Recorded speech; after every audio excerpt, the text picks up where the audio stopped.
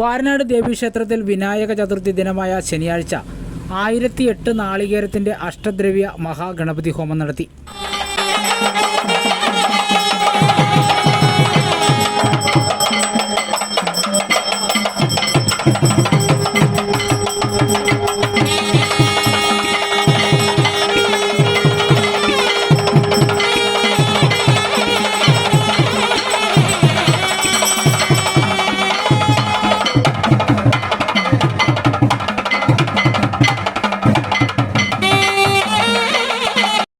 ക്ഷേത്രം തന്ത്രി കടിയക്കോൽ വാസുദേവൻ നമ്പൂതിരി മുഖ്യ കാർമ്മികത്വം വഹിച്ചു.